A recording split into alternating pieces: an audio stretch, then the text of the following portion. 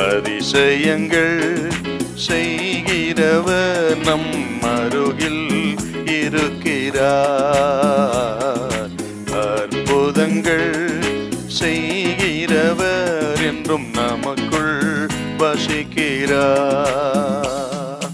Mark சுவிசேஷம் 7ஆம் அதிகாரம் 25 முதல் 30 வசனத்தை வாசிக்க கேட்போம்.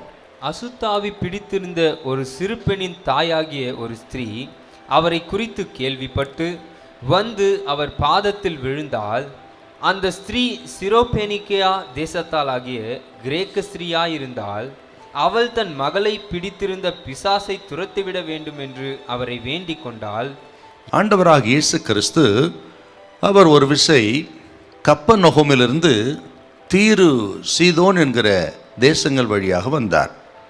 கப்பர்நகூமிலிருந்து இந்த பகுதி கிட்டத்தட்ட 40 மைல் அல்லது 45 கிலோமீட்டர் தூரத்தில் இருக்கிற பகுதி தான் தீரு சீதோன் என்கிறதான தேசங்கள். அது புறஜாதிகளின் தேசம், அதாவது யூதர் அல்லாத தேசம். அது மத்திய தரைக்கடலை ஒட்டி இருக்கிற தேசங்கள். அந்த தேசம் வழியாக இயேசு வந்தார்.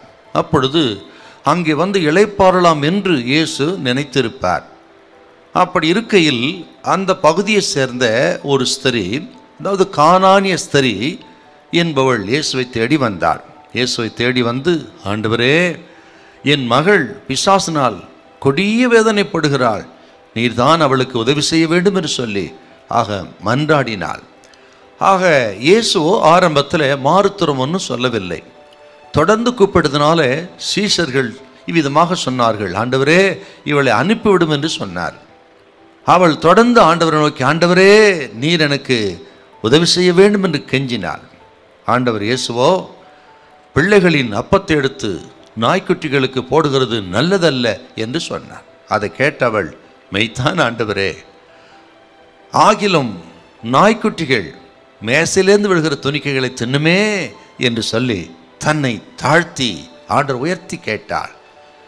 இதை கேட்ட ஆண்டவர் மிகவும் சந்தோஷப்பட்டு, உன்னுடைய வார்த்தையின்படியாக கடவது, உன் விசுவாசம் சரியே பெரியது, உன்னுடைய மகள் சொஸ்தமானாள் என்று சொல்ல, அந்த நேரத்திலேயே இவருடைய மகள் பிசாசின் பிடியிலிருந்து விடுதலையானாள் அப்படின்னு இந்த நிகழ்ச்சி நம்ம பார்க்குறோம்.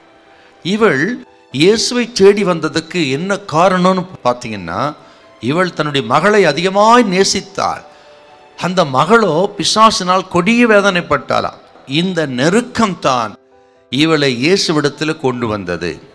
இதை கேட்கிற உங்களை பார்த்து ஆண்டவர் சொல்கிறார், இன்றைக்கு அநேகருக்கு நெருக்கங்கள், பாடுகள் ஆண்டவரை விட்டு தூரப்படுத்தி விடுகிறது. ஆனால் இவளை பாருங்கள், இவள் நெருக்கம், பாடுகள் தான் இவள் இயேசுவை தேடி இன்னும் ஆழமாய் தேடுவதற்கு காரணமாக இருந்தது.